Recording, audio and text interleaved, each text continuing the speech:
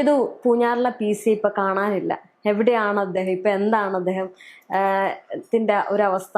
കാരണം 1 കോടി രൂപ വാഗ്ദാനമൊക്കെ ചെയ്ത് അല്ലെങ്കിൽ പന്തായൊക്കെ പോയതാണ്. അല്ല, PC ജോർജിനെ സംബന്ധിച്ച് ഇതൊന്നും കിട്ടിയാൽ പോരാ. നമ്മുടെ നാടിനെ ഭിന്നിപ്പിക്കാൻ ശ്രമിക്കുക. ഒരു മതവിഭാഗത്തെ പൂർണ്ണമായി പാകിസ്ഥാൻ പ്രേമികളെന്ന് വിളിക്കുക. ആ മതവിഭാഗത്തിൽപ്പെട്ടവർ മറ്റു മതവിഭാഗത്തിൽപ്പെട്ട ആളുകളെ വന്ധ്യംകരിക്കാൻ വേണ്ടിയിട്ട് അവർക്ക് ഭക്ഷണം കൊടുക്കുമ്പോൾ അതിൽ തുള്ളിമരുന്ന് ഇറ്റിക്കുമെന്ന് കണ്ടെത്തുക. ജസ്ന എന്ന് പറയുന്ന കാണാതായ പെൺകുട്ടി സിറിയയിൽ ആട് മേയ്ക്കാൻ പോയതാണെന്ന് ഗിർവാണം അടിക്കുക. അതുപോലെ ഈ പറയുന്ന മുസ്ലിം ചെറുപ്പക്കാർ ക്രിസ്ത്യൻ പെൺകുട്ടികളെ 100 കണക്കിന് പേരെ മതം മാറ്റിയിട്ടുണ്ടെന്ന ഒരു അടിസ്ഥാനവുമില്ലാത്ത ആരോപണങ്ങൾ പൊതുമധ്യത്തിൽ ഉന്നയിക്കുക. ഒരു ഒരു ഒരു മതവിഭാഗത്തിൽപ്പെട്ടവർ മാത്രമാണ് ലഹരിയുടെ മൊത്തക്കച്ചവടക്കാർ എന്ന് പറഞ്ഞ് അതിനെ നാർക്കോട്ടിക് ജിഹാദ് എന്ന പേരിട്ട് വലിയ തോതിൽ പ്രചരിപ്പിക്കുക. കാഞ്ഞിരപ്പള്ളിയിലെയും ഈരാറ്റുപേട്ടയിലെയൊക്കെ തെരുവുകളിൽ ക്രൈസ്തവ വിശ്വാസികളെ മതം പറഞ്ഞ് കുത്തിയിളക്കി കലാപസമാനമായ അന്തരീക്ഷത്തിലേക്ക് കൊണ്ടുപോയ ആളാണ് PC ജോർജ്. ഒന്ന് ആലോചിച്ച് നോക്കൂ, മതനിരപേക്ഷ കേരളത്തിൽ ഇത്രയും കാലം SDP-യുടെയും പോപ്പുലർ ഫ്രണ്ടിന്റെയും പിന്തുണയോടുകൂടി ജയിച്ചു വന്ന അവരുടെ തോളത്ത് കൈയിട്ട് മറ്റേതൊരു രാഷ്ട്രീയ പ്രസ്ഥാനവും മറ്റേത് വ്യക്തികളും വിസിബിലിറ്റി കൊടുക്കുന്നതിനേക്കാൾ വളരെയധികം വിസിബിലിറ്റി SDP-ക്കും പോപ്പുലർ ഫ്രണ്ടിനും കൊടുത്ത് അവരുടെ ചെലവിൽ DHRM പോലുള്ള സംഘടനകളെയൊക്കെ കൂടെ ചേർത്ത് ജയിച്ചു വന്ന ഒരു PC ജോർജ് പൊടുന്നനെ ഇവർക്കെതിരെയല്ല തിരിയുന്നത്. ഈ പറയുന്ന സംഘടനകൾക്കെതിരെ മാത്രമല്ല, സംഘപരിവാറിന്റെ ആലയിൽ ചെന്ന് കയറിയതിനു ശേഷം ഒരു മുസ്ലിം സമുദായത്തെ മുഴുവനായിട്ട് കടന്നാക്രമിക്കുകയാണ്. പൊതുജനങ്ങൾക്ക് മുന്നിൽ മുസ്ലിം നാമം ഉള്ള ആളുകൾ പോലും പ്രശ്നക്കാരാണ് എന്ന് വരുത്തുന്ന വിധത്തിൽ നിരന്തരമായി പ്രൊപ്പഗണ്ട അടിച്ചു വിടുകയാണ്. MA യൂസഫ് അലി ലുലുമാൾ തുടങ്ങിയത് മറ്റു മതക്കാരുടെ പൈസ അടിച്ചു മാറ്റുക എന്ന ഈ മതക്കാരുടെ തന്ത്രത്തിന്റെ ഭാഗമാണെന്ന് പോലും പറഞ്ഞിട്ടുള്ള ആളാണ്. ഒരു ക്ഷേത്രത്തിന്റെ മൈതാനത്ത് നിന്നിട്ടാണ് ഇയാൾ ഇത് പറയുന്നതെന്ന് ആലോചിക്കണം. പരിപാവനമായ ക്ഷേത്രമുറ്റങ്ങൾ, പള്ളിമുറ്റങ്ങൾ, ഇതൊക്കെ ഇയാൾ വർഗീയത വിളമ്പുന്നതിനുള്ള കേന്ദ്രമാക്കി മാറ്റിയെന്നേ. എന്നിട്ട് ഇയാൾ പറയാണ് ഈ പൂഞ്ഞാർ മണ്ഡലത്തിലെ ക്രൈസ്തവരും ഹൈന്ദവരും ഒക്കെ എന്നെ വോട്ട് ചെയ്ത് അങ്ങ് എത്തിക്കും. കാരണം ഈ തെരഞ്ഞെടുപ്പിന് മുന്നത്തെ തെരഞ്ഞെടുപ്പിൽ PC ജോർജ് മത്സരിച്ച സമയത്ത് അന്ന് BJP സ്ഥാനാർത്ഥി എതിരാളിയായിട്ടുണ്ടായിരുന്നു. 10-19,000 വോട്ടും കണ്ട് പുള്ളി പിടിച്ചു. അതുകൊണ്ടാണ് താൻ തോറ്റതെന്നായിരുന്നു PC ജോർജ് അന്ന് പറഞ്ഞത്. അപ്പൊ ഇപ്രാവശ്യം BJP സ്ഥാനാർത്ഥിയെ നിർത്തിയില്ല. പക്ഷെ കഴിഞ്ഞ തവണത്തെ വോട്ട് പോലും നേടാൻ PC ജോർജിന് ഇപ്രാവശ്യം പൂഞ്ഞാറിൽ കഴിഞ്ഞില്ല. അപ്പൊ അത് ജനങ്ങൾ ബുദ്ധിയുള്ളവരാണ്. ക്രൈസ്തവരെയും ഹൈന്ദവരെയും ഹിന്ദുക്കളെയും പറ്റിക്കാൻ പറ്റില്ല. കുറച്ച് വിഭാഗത്തെ, കുറച്ച് ആളുകളെ കുറച്ചു കാലം ഒക്കെ പറ്റിക്കായിരിക്കും. പക്ഷെ എല്ലാവരെയും എല്ലാ കാലത്തും പറ്റിക്കാൻ പറ്റില്ല. പക്ഷെ ഇവിടെ PC ജോർജ് എന്ന് പറയുമ്പോൾ ഒരു ക്രൈസ്തവ വിഭാഗത്തിൽ നിന്ന് വന്ന അല്ലെങ്കിൽ ഒരു ക്രൈസ്തവനാണ്. അപ്പം ഈ ക്രൈസ്തവർക്കെതിരെ BJP നടത്തുന്ന ഈ കുറ്റകൃത്യങ്ങൾ അല്ലെങ്കിൽ ആക്രമണങ്ങളൊന്നും തന്നെ PC ജോർജ് കാണാതെയാണോ ഈ ഒരു വർഗീയത മുസ്ലിംസിനെ മാത്രം പറഞ്ഞുകൊണ്ട് രംഗത്തെത്തുന്നത്? ഇവരെ സംബന്ധിച്ച് ഇപ്പൊ BJPയെ സംബന്ധിച്ച് എന്ത് പറഞ്ഞാലും ഹിന്ദു മുസ്ലിം ഇതാണ് ഇവരുടെ ഒരു ശൈലി. ഇപ്പൊ സോഷ്യൽ മീഡിയയിൽ തന്നെ മുഖമില്ലാത്ത ലക്ഷക്കണക്കിന് ഫേക്ക് ഐഡികൾ BJPയുടെ ആയിട്ടുണ്ട്. ഇവരെ ഒരു വലിയ നെറേറ്റീവ്, ഈ PC ജോർജിനെ പോലുള്ള തികഞ്ഞ വർഗീയ പ്രചാരകരെ സംരക്ഷിക്കാൻ വേണ്ടിയിട്ട് സോഷ്യൽ മീഡിയയിൽ ഉണ്ടാക്കിയിട്ടുള്ള ഒരു പുതിയ സംവിധാനമാണ് BJPയുടെ. അതായത് കുറേ ഫേക്ക് ഐഡികൾ, ദൈവത്തിന്റെ മുഖമുള്ള ഫേക്ക് ഐഡി, ഇന്ത്യയുടെ പതാകയുള്ള ഫേക്ക് ഐഡി, ഇവരൊക്കെ പേടിത്തുറികളാണ്, പേടിത്തൊണ്ടന്മാരാണ്. സ്വന്തം ഐഡന്റിറ്റി വെളിപ്പെടുത്താൻ കഴിയുന്നത്. ഇപ്പൊ ഞാനൊക്കെ എന്തെങ്കിലും പറഞ്ഞാൽ എൻ്റെ മുഖത്ത്, എൻ്റെ പേരിൽ, എൻ്റെ ചാനലിൽ ഇരുന്നാണ് ഞാൻ പറയുന്നത്. സോഷ്യൽ മീഡിയയിലായാലും ഫേക്ക് ഐഡിയുടെ ആവശ്യം നമുക്കില്ല. പക്ഷെ ഇവരെ സംബന്ധിച്ച് എന്ത് പറയണമെങ്കിലും ഒരു മറയും ഒളിയും വേണം. അതാണ് ഇവരുടെ ഏറ്റവും പ്രധാനപ്പെട്ട ബലഹീനത. ധൈര്യമില്ല. ഇപ്പം ഇവന്മാര് കുറേ ഈ പറയുന്ന ഫേക്ക് ഐഡികൾ ഉണ്ടാക്കിയിട്ട് PC ജോർജിന്റെ പോസ്റ്റിനടിയിൽ വന്നിട്ട് ജോർജിനെ അങ്ങ് ജയ് വിളിക്കും. അതുപോലെ ജോർജിനെതിരെ കമന്റ് ഇടുന്നവരെ മുഴുവൻ ജിഹാദി, തീവ്രവാദി, പാകിസ്ഥാനി പോടാ എന്നൊക്കെ പറഞ്ഞ് അപ്പൊ തന്നെ അവിടെ മതം എടുത്തിടുകയാണ്. ഇപ്പൊ PC ജോർജ് പൂഞ്ഞാറിൽ നടത്തിയ വികസനത്തിന്റെ പേരിൽ വോട്ട് ചോദിക്കും PC ജോർജ് എന്ന് ആരെങ്കിലും പറഞ്ഞെന്ന് വെച്ചു, അപ്പൊ തന്നെ PC ജോർജിന് വേണ്ടിയിട്ടുള്ള ഇതേപോലുള്ള വെട്ടുക്കളി കൂട്ടിറങ്ങി വന്നിട്ട് തെറി വിളിക്കണം. അപ്പൊ എനിക്ക് തോന്നുന്നു പാവം PC ജോർജിന് ഈ സൈബർ ടീമിന്റെ കള്ളത്തരമൊന്നും അറിയുന്നുണ്ടാവില്ല. അപ്പൊ മൂപ്പര് വിചാരിക്കുന്നത് എന്താണോ, ഇതൊക്കെ എനിക്ക് ജനങ്ങൾ തരുന്ന സപ്പോർട്ടാണ്, ഇങ്ങനെ വേണം സംസാരിക്കാൻ എന്ന് വിചാരിച്ച് പൊട്ടനായിട്ട് പോയതാണോ എന്ന് പറയാൻ പറ്റില്ല. അതായത് സ്വയം ഒരാള് ഇതൊക്കെ ചുറ്റുമുള്ളവരെ വിശ്വസിച്ച് സ്വയം പൊട്ടനാവാന്ന് പറയില്ലേ, അങ്ങനെ ആയതാകാനും സാധ്യതയുണ്ട്. ഇവിടെ ഷോൺ ജോർജിന്റെ ഒരു കാര്യം കൂടിയുണ്ട്.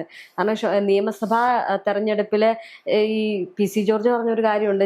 ലോക ചരിത്രത്തിൽ ആദ്യമായിട്ട്, അതായത് നിയമസഭയിലേക്ക്, ലോക ചരിത്രമല്ല ക്ഷമിക്കണം, കേരള ചരിത്രത്തിൽ ആദ്യമായിട്ട് നിയമസഭയിലേക്ക് ഈ ഒരു തെരഞ്ഞെടുപ്പുമ്പോൾ നടക്കുമ്പോൾ അപ്പനും മകനും ഒരുമിച്ച് ജയിച്ചു കയറുന്നത് ഒരു ചരിത്ര നിമിഷമായിട്ട് മാറുമെന്ന് പറഞ്ഞിട്ടുണ്ടായിരുന്നു. പക്ഷേ ഇപ്പോ അദ്ദേഹത്തെ കാണാൻ ചരിത്ര നിമിഷം തന്നെയാണ്. രണ്ടുപേരും തോറ്റു. ചെറിയ തോൽവിയൊന്നുമല്ല. ഇപ്പൊ ഷോൺ ജോർജിനെ സംബന്ധിച്ച് പാലായിൽ BJPക്ക് കിട്ടാവുന്ന ഏറ്റവും നല്ല മുന്നേറ്റം നടത്തി എന്നൊക്കെ പറഞ്ഞാലും ഇതൊന്നും ആയിരുന്നല്ലോ ഉമ്മാരുടെ തള്ളു. അദ്ദേഹത്തെ ഇപ്പൊ കാണാനില്ല. മാത്രമല്ല നമ്മൾ എപ്പോഴും ഷോൺ ജോർജിനെ കാണാനില്ല എന്ന് പറയരുത്. ഇപ്പോ ഈ പറയുന്ന വീണ വിജയനെതിരായ അന്വേഷണത്തിന് പിന്നിൽ താനാണ് എന്നൊക്കെയാണ് ഷോൺ ജോർജ് അവകാശപ്പെടുന്നത്. പക്ഷെ കോടതിയുടെ ഇടപെടലിനെ തുടർന്നാണ് ഇപ്പൊ ED അന്വേഷണം നടന്നിരിക്കുന്നത്. ഷോൺ ജോർജ് വീണയ്ക്കെതിരെ കുറെ ആരോപണങ്ങൾ ഉന്നയിച്ചു, SFIOയിൽ പരാതി കൊടുത്തു, അത് പിന്നെ എങ്ങും എത്തിയില്ല. പക്ഷെ ED അന്വേഷണം അതുമായി ബന്ധപ്പെട്ട് വന്നത് ഈ പറയുന്ന കോടതിയുടെ ഇടപെടലിനെ തുടർന്നായിരുന്നു. പക്ഷെ അപ്പോഴും ഷോൺ ജോർജിന് പറയാം, ഞാൻ പ്രതികാരം ചെയ്യും, പക വീട്ടും എന്നൊക്കെ ഷോൺ ജോർജിന് പറയാമെങ്കിലും ക്രൈസ്തവരുടെ സംരക്ഷകൻ ഞാനാണ്. മുനമ്പത്തൊക്കെ പോയിട്ട് എന്തായിരുന്നു ഷോ ഓഫ്?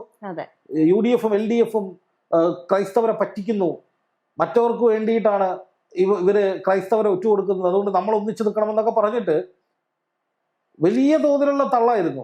ക്രൈസ്തവരെ ഏറ്റവും കൂടുതൽ കടന്നാക്രമിച്ചിരിക്കുന്ന BJP ആണ്. ഇതിനെക്കുറിച്ച് ചോദിക്കുമ്പോൾ ഉത്തരവില്ല. അതാണ് ഞാൻ നേരത്തെ പറഞ്ഞത്. അപ്പൊ പറയും പാകിസ്ഥാൻ, നിങ്ങൾ മറ്റേ തുള്ളിവരെ തെറ്റിച്ചു കൊടുക്കുന്ന ടീമാണ്, നിങ്ങൾ ജിഹാദികളാണ്, നിങ്ങൾ മറ്റാണ് മറച്ചതാണ് എന്ന രീതിയിൽ ഈ പറയുന്ന അഡ്രസ് ചെയ്യപ്പെടുന്ന വിഷയങ്ങൾ, അതായത് ക്രൈസ്തവ സമൂഹം ആശങ്കപ്പെടുന്ന വിഷയങ്ങൾക്കൊന്നും പരിഹാരം എന്താണ്, അല്ലെങ്കിൽ അതിനുള്ള ഒരു പ്രശ്നം പരിഹരിക്കാൻ ഞങ്ങൾക്ക് എന്ത് ചെയ്യാൻ കഴിയും എന്നുള്ളതിനെക്കുറിച്ച് PC ജോർജിനും ഷോൺ ജോർജിനും ഒന്നും മിണ്ടാൻ പറ്റിയിട്ടില്ല. അതുകൊണ്ടാണ് ദീപിക പത്രത്തിനെതിരെ ഇവർക്ക് പൊട്ടിത്തെറിക്കേണ്ടി വന്നത്. അച്ഛന്മാർക്കെതിരെ, ബിഷപ്പുമാർക്കെതിരെ, അല്ലെങ്കിൽ ഈ മെത്രാന്മാർക്കെതിരെ PC ജോർജ് ഉറഞ്ഞു തുള്ളിയത് എന്തുകൊണ്ടാണ്? കാരണം ക്രൈസ്തവർക്ക് വേണ്ടിയാണ് ഞാൻ നിലകൊള്ളുന്നത് എന്ന് പറഞ്ഞ PC ജോർജ് യഥാർത്ഥത്തിൽ ഒരു വർഗീയ കാളകൂട വിഷമാണ് എന്ന് സമുദായത്തിന് മനസ്സിലായിട്ടുണ്ട്. ഈ സഭയുടെ മുഖപത്രമായ ദീപിക തിരിച്ചറിഞ്ഞിട്ടുണ്ട്. അതുകൊണ്ട് അവർ PC ജോർജിനെ പിന്തുണയ്ക്കേണ്ട, ക്രൈസ്തവരുടെ അട്ടിപ്പേർ അവകാശം ജോർജിനും മോനും അല്ല ഉള്ളത് എന്ന് അവരങ്ങ് തീരുമാനിച്ചു. അവർ കൃത്യമായിട്ട് PC ജോർജ് നടത്തുന്ന വർഗീയ പ്രചാരണങ്ങളെ തിരിച്ചറിഞ്ഞു. PC ജോർജ് നടത്തിയിട്ടുള്ള മുഴുവൻ പ്രചാരണങ്ങളും എടുത്ത് നോക്കുന്നേ. ഞാൻ നേരത്തെ പറഞ്ഞില്ലേ, ജസ്ന ആടുമേക്കാൻ സുറിയയിലേക്ക് പോയതാണ്, മുസ്ലിം ചെറുപ്പക്കാര് 200-ലധികം ക്രിസ്ത്യൻ പെൺകുട്ടികളെ മതം മാറ്റിയിട്ടുണ്ട്. എവിടെ നിന്നാണ് ഇയാൾക്ക് ഈ കണക്ക് കിട്ടുന്നത്? ഈ നിമിഷം വരെ ഇതുമായി ബന്ധപ്പെട്ട് ഇയാൾ നിയമ പോരാട്ടത്തിനൊന്നും പോയിട്ടില്ല. ഏതെങ്കിലും ഒരു അന്വേഷണ ഏജൻസി ഇയാൾ പറഞ്ഞ കണക്കുകൾ ശരിയാണെന്ന് പറഞ്ഞിട്ടില്ല. ഇയാൾ പറയുന്നത് ഞാൻ SDP-ക്കും പോപ്പുലർ ഫ്രണ്ടിനും എതിരാണ് പറയുന്നതെന്നാണ് ഇയാൾ പറയുന്നത്. പക്ഷേ പറയുന്നത് മുഴുവൻ മുസ്ലിം എന്ന വാക്ക് ഉപയോഗിച്ചിട്ടാണ്. മുസ്ലിങ്ങൾക്കെതിരെ തന്നെയാണ്. ജനൻ ടിവിയുടെ ഒരു ചർച്ചയിൽ പോയിരുന്നിട്ട് മുസ്ലിങ്ങൾ പാകിസ്ഥാൻ സ്നേഹികളാണെന്ന് ഒന്ന് മറ്റേ ഇയാൾ പറഞ്ഞ് വലിയ വിവാദമില്ലേ? കോടതികളിൽ എത്ര തവണ മാപ്പെഴുതി കൊടുത്തിട്ടാണ് ഇയാൾക്ക് ജാമ്യം കിട്ടുന്നത്? ജാമ്യവ്യവസ്ഥയുടെ ലംഘനം നടത്തിയിട്ടുണ്ട് PC ജോർജ്. അവിടെയൊക്കെ ഇങ്ങനെയുള്ള ലക്ഷ്യം ഈ മതവിഭാഗത്തെ അറ്റാക്ക് ചെയ്യുക എന്നുള്ളതാണ്. അപ്പൊ അത് മുസ്ലിം വിഭാഗങ്ങളിൽ മാത്രമല്ല വെറുപ്പുണ്ടാക്കുക, മതനിരപേക്ഷ ചിന്താഗതിക്കാരായ സർവമത സാഹോദര്യത്തിൽ വിശ്വസിക്കുന്ന കേരളത്തിന്റെ, നമ്മളൊക്കെ എല്ലാ മതങ്ങളിലും വിശ്വസിക്കുന്ന, എല്ലാ മതങ്ങളും പരസ്പരം സ്നേഹിക്കുന്നവരാണ്. അപ്പോൾ ബസ്സുകളിലൊക്കെ ഇപ്പോഴും യേശുക്രിസ്തുവും അയ്യപ്പവും അള്ളാഹുവും ഒക്കെ ഒന്നിച്ചുള്ള പടം വെക്കുന്ന നാടാണ് നമ്മുടെ. ഈ നാട്ടിൽ നിന്നിട്ടാണ് ഇയാൾ ഇമാതിരി വൃത്തികേട് പറയുന്നത്. അപ്പോൾ ക്രൈസ്തവരുടെ സംരക്ഷകരാണ് ഞങ്ങളെന്ന് പറയുമ്പോൾ ഈ ഉത്തരേന്ത്യയിൽ ബജ്രംഗ് ദളും കൊരങ്ങസേനയും രാമസേനയും ഒക്കെ കൂടിയിട്ട് ക്രൈസ്തവരെ നെഞ്ചത്ത് കയറുന്നതിനെ കുറിച്ച് ചോദിക്കുമ്പോൾ അപ്പൊ പറയും, അല്ല നിങ്ങൾ മറ്റേ രാജ്യവിരുദ്ധത സംസാരിക്കുന്നത്, നിങ്ങൾ അവിടുത്തെ സർക്കാരുകൾ ഇടപെടും. എന്തിടപെടുന്നു? ഒരിടപെടലും ഇല്ല. അവിടെ ഇപ്പോഴും തുടരുന്നുണ്ടെന്നേ. ഇതിനൊന്നും PC ജോർജിന് ഉത്തരം. എന്നിട്ട് ഇവിടെ ഇങ്ങനെ കേരളത്തിൽ മുസ്ലിം മുഖ്യമന്ത്രി ഉണ്ടാകും, ഇസ്ലാമിക രാജ്യവും കേരളം, മറ്റൊരു വരുന്ന, അങ്ങനെ ഈ പറയുന്ന ഭീകര ബന്ധമുള്ള ആളുകളെയൊക്കെ പിടിക്കണം, അറസ്റ്റ് ചെയ്യണം. അതിന് കേന്ദ്ര സർക്കാർ ഉണ്ടല്ലോ, അവരത് ചെയ്യുന്നുണ്ടല്ലോ. കൃത്യമായി തന്നെ ആഭ്യന്തര മന്ത്രാലയവും അല്ലെങ്കിൽ ഇന്റലിജൻസും ഒക്കെ ഈ കാര്യങ്ങൾ ചെയ്യുന്നുണ്ട്. അത് അവർ ചെയ്തോളൂ, അത് ഇയാളുടെ പണിയല്ല. ഇയാൾക്ക് എന്തെങ്കിലും വിവരം കിട്ടിയാൽ ഇയാളത് കൈമാറുക, നടപടി എടുക്കുക. ഇതുവരെ PC ജോർജ് ഏതെങ്കിലും ഒരു രാജ്യവിരുദ്ധ ശക്തി പിടികൂടാൻ സഹായിച്ചതായി നമ്മളെവിടെയെങ്കിലും വായിച്ചിട്ടുണ്ട്? നമ്മളെവിടെയെങ്കിലും അറിഞ്ഞിട്ടില്ല. പിന്നെ ഇയാൾ മാത്രം രാജ്യസ്നേഹിയും ബാക്കിയുള്ളവരൊക്കെ രാജ്യവിരുദ്ധരെന്ന് ഇയാൾ തന്നെ പറഞ്ഞുകൊണ്ടിരിക്കുന്ന അടിസ്ഥാനം എന്താണ്? ഇതൊക്കെ ജനങ്ങൾ ചോദ്യം ചെയ്ത വിഷയമാണ്. ഞാൻ പറയുന്നതല്ല. PC ജോർജിന്റെ ഇതുവരെയുള്ള പോസ്റ്റുകളുടെ അടിയിൽ വന്നിട്ടുള്ള കമന്റുകളുടെ ഒരു ക്രോഡീകരണമാണ് ഞാൻ പറയുന്നത്. ജനങ്ങൾ ഫേക്ക് ഐഡിയകളൊന്നുമല്ല കേട്ടോ, യഥാർത്ഥ മനുഷ്യർ വന്നിട്ട് കമന്റ് ഇടുന്നതാണ്. ഇതിനൊന്നും ഒരു തരത്തിലുള്ള പ്രതികരണവും മൂപ്പര് നടത്തൂല. എന്നിട്ട് 30,000 വോട്ടിന് ജയിക്കുമെന്നാണ് PC. ആദ്യം കിട്ടിയ 32,000 വോട്ടും കണ്ടാണ്. ആ വോട്ടിംഗ് പെർസെന്റേജ് കഴിഞ്ഞ തെരഞ്ഞെടുപ്പിന്റെയും അതിന് മുമ്പത്തെ തെരഞ്ഞെടുപ്പിന്റെയും നോക്കിയാൽ മതി, ദയനീയമാണ്. അപ്പോൾ PC ജോർജ് 30,000-ഓളം വോട്ട് പിടിച്ചു എന്ന് പറയുന്നത് ഇപ്രാവശ്യം BJPക്കും കൂടെ ഉള്ള വോട്ടാണ്. അത് PC ജോർജിന്റെ വോട്ട് പറയും. ശരിക്കും പറഞ്ഞാൽ PC ജോർജിന്റെ പേഴ്സണൽ വോട്ടുകൾ കുറയാണ് ചെയ്തിട്ടുള്ളത്. അത് മാത്രമല്ല, കോൺഗ്രസിന് വലിയ മുന്നേറ്റം ഉണ്ടാക്കാൻ കഴിഞ്ഞിട്ടുണ്ട് ന്യൂനപക്ഷ മേഖലകളിൽ. അത് പൂഞ്ഞാറിൽ വലിയ മുന്നേറ്റം കോൺഗ്രസിന് ഉണ്ടാക്കാൻ കഴിഞ്ഞിട്ടുണ്ട്. ഈ BJPയിലേക്ക് ഈ പരമ്പരാഗതമായിട്ടല്ലാതെ BJPയിലേക്ക് പാർട്ടി മാറിയും അല്ലാതെ പെട്ടെന്ന് പോയി കയറുന്ന ഒരു പറ്റം ആളുകൾക്ക് വലിയ രീതിയിൽ പിന്നീട് കോമാളികളായിട്ട് മാറുന്നൊരു കാഴ്ചയാണ് കാണുന്നത്. ഇപ്പൊ PC ജോർജ്, ഷോൺ ജോർജ്, അതുപോലെ നമുക്ക് സുരേഷ് ഗോപിയുടെ വിഷയം എടുക്കുകയാണെങ്കിൽ സുരേഷ് ഗോപിയെ സംബന്ധിച്ച് ചെറിയൊരു വ്യത്യാസമുണ്ട്. ഞാൻ പറയുന്നത്, സുരേഷ് ഗോപി ട്രോളുകൾക്ക് പാത്രമാകുന്നുണ്ടെങ്കിലും ആസ് എ പൊളിറ്റീഷ്യൻ അദ്ദേഹം വിജയിച്ചിട്ടുണ്ട്.